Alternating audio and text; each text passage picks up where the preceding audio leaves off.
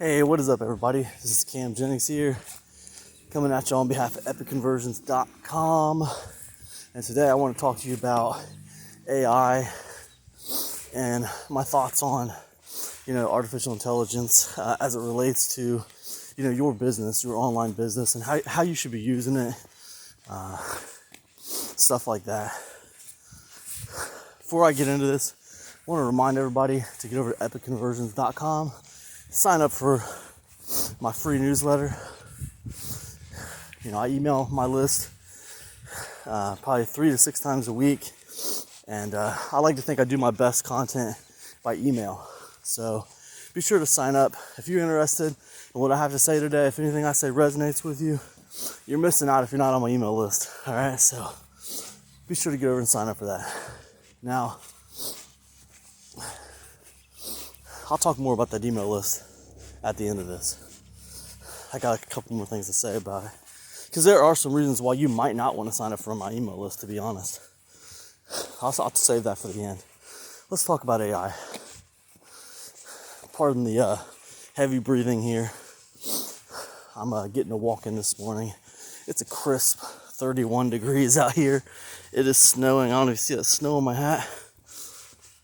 It's snowing out here. First day of the year. Happy New Year's. Amazing. But anyways, AI.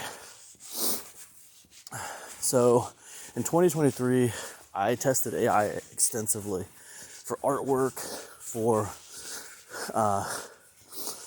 writing.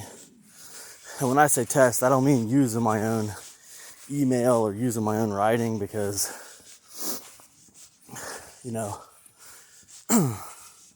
writing something I feel like I'm really good at, and I enjoy it, so no real reason to turn that job over to AI.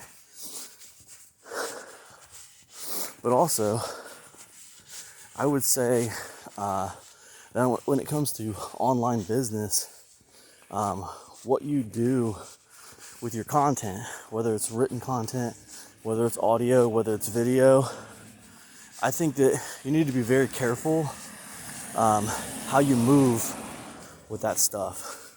And the reason why, and I speak of free content as well as paid content, your content is very closely linked to how people perceive you.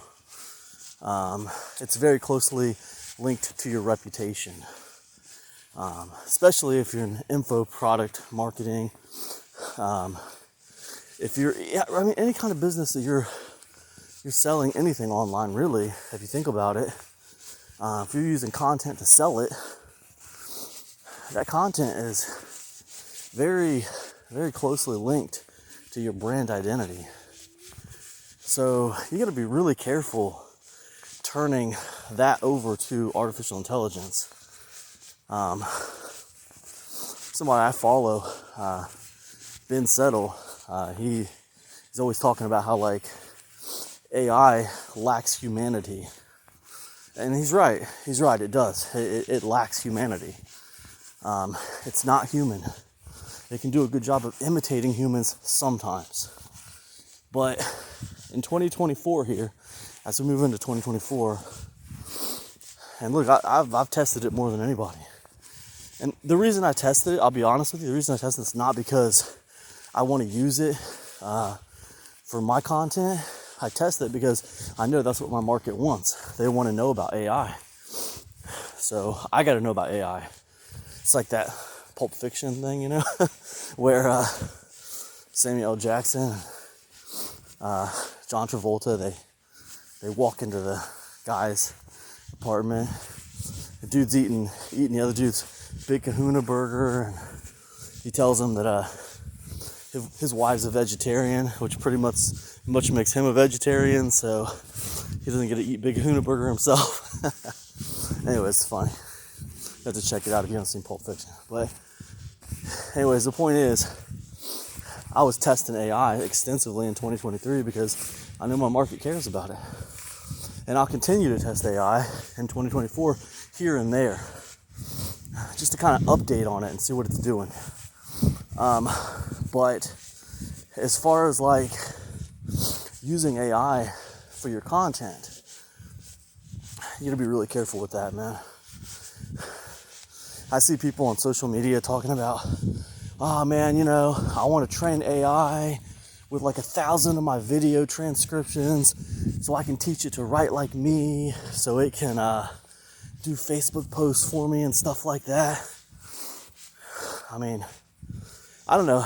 I kind of feel like, hey, if you don't want to do Facebook posts, maybe the answer is just not doing Facebook posts, not like teaching this machine to like pretend to be you. Seems like there's all kind of negative implications for something like that anyway. I don't know why people are in such a hurry to replace themselves. I really do. I really don't. I understand the magic of scaling. Don't get me wrong. I understand everybody wants to scale.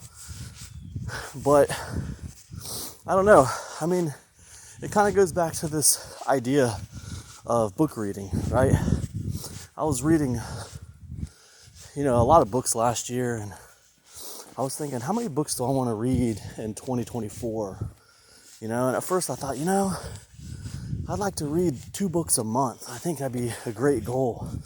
That's 24 books in a year, But then I thought, does it even matter if I read 24 books in a year or 24,000 books in a year if I'm not retaining anything from those books? It's like it doesn't matter.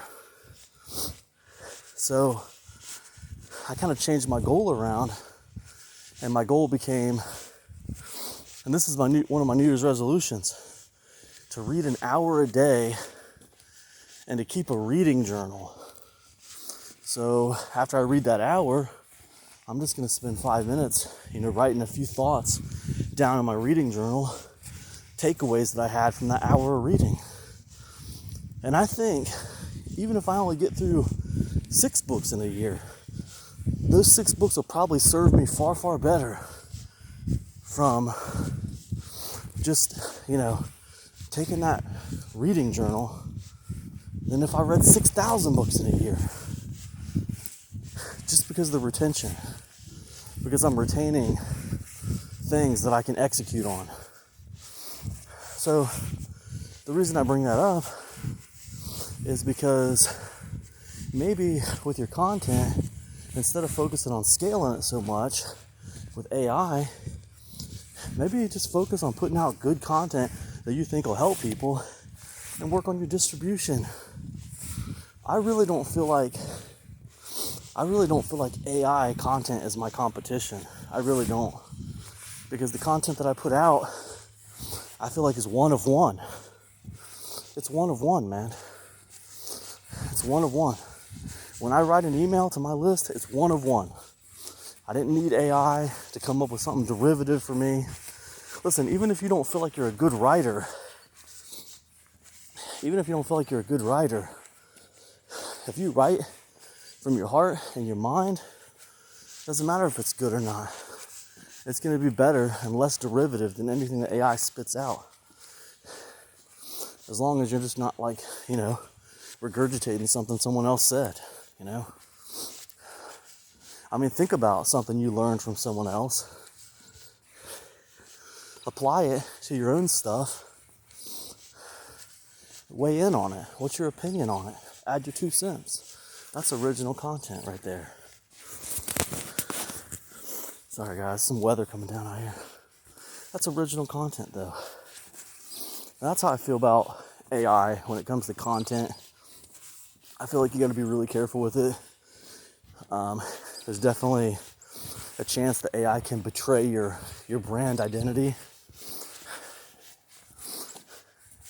And I right now, I don't think it's that hard for the common man to see that you're using AI for content. It's not that great yet. It's gotten a lot better. Don't get me wrong. It's gotten a lot better than it was at the beginning of 2023. But it's still just not right sometimes. And a lot of derivative stuff. Sometimes it says things that doesn't make sense. It misses the beat, it misses the pulse sometimes. It loses the plot sometimes. It's just, you know. And I tell you what, even like, let's just say tomorrow I wake up and AI is like, it perfectly can clone me. It can just clone me perfectly. It can do everything I do without missing a beat. And it's full of its own creativity and everything else. Do I want AI replacing me? Do I need to scale that bad? Not really. You know, I prefer to think of myself as one of one. And I think all you guys should do the same. That's what I think. I take a different view when it comes to artwork. I don't think the artwork for like covers, ebook covers, or product covers or whatever, I'll use AI sometimes for that stuff. It just depends if I can make something that's interesting. I feel like covers are about impact. You know, can I make something that's striking, that grabs people's attention? That's how I look at that. You know, but even now, you know, throughout the year, last year, I was kind of growing tired of the whole AI artwork thing too. So it's kind of like, well, you know, because you can see the same fallacies, you know, in the artwork sometimes too. Just little things that don't quite make sense. Just little uncanny valley things. I don't think that the common person would probably notice it because they don't look at the art that closely. So it is what it is, you know. You know, I'm a fan of Mark Rothko. I'm a fan of Jackson Pollock. So that abstract expressionism, I'm a fan of that stuff. So I'm a fan of Salvador Dali. So I don't know that it matters as much to me with the artwork. However, I know AI artwork's got a lot of artists up in arms. A lot of artists are offended by it. So, you know, I don't know. Maybe my viewpoints will change on that in the future. But right now, my main thing with AI is that, like, I think it's pretty dangerous as far as, like, you know, people being seduced by the idea of something being able to help them scale to a point where they couldn't do before because it's fast and easy. And I think that's another point of negativity when it comes to AI, is that it's easy, you know. It's almost like an easy button for content. You know, the problem is, like, is that content good? What equals good content? The thing is, like, if your content is just saying something that everyone already knows, or you're just saying something that most people will agree with, and AI spit that out for you, sure, it'll pass your initial eyeball test. But the problem is, it's not good. It's derivative. Everybody already knows it. It doesn't push the needle, you know? Good content pushes the needle, you know? Good content creates impact. I'll take one piece of good content that creates impact over 1,000 pieces of derivative, like, knowledge that nobody cares about, you know? I haven't seen AI be profound. I haven't. Actually, you know, one of the best ways I've been able to get AI to be profound is by asking it to, like, give me some ideas for, like, something. Like, let's say, give me some ideas for a book related to email marketing or something. So, you know, then it'll give me like 10 book titles or something, right? I'm talking about ChatGPT here. So then I have to say, like, all right, cool. Now give me the reverse or the opposite of what you think would be great book titles for this exact subject. And I have to make it, like, reverse on itself and give me, like, the opposite of what it thinks will be good book titles. And then from those opposites, a lot of times I'll be able to come up with some good ideas for content. But that's the kind of little games you got to play with, you know, AI to get it to actually do something profound. It's very derivative. It's trying to imitate you. So in doing so, it's definitely going to be a watered down copy of you. So, anyways, I guess the whole point that I'm trying to make right now is be careful with it, man. You know, it's easy, and because it's easy, it will seduce people. People would rather go over to ChatGPT, have it write them 3 articles in like 30 seconds than bust out 3 articles themselves that might take them all day to write, you know? Of course. But I think the people who want to actually create brand equity and actually still want to stand out in the marketplace, I think they're still going to be creating content on their own or using AI probably like in a brainstorming capacity and not like in a do all my content for me capacity. You know what I mean? That's what I think. Anyways, I think that's about it. Of course, like everything else with AI, you know, it's a fluid situation. AI is getting better, but I mean, you guys heard some of my stances on it, my mentality on it.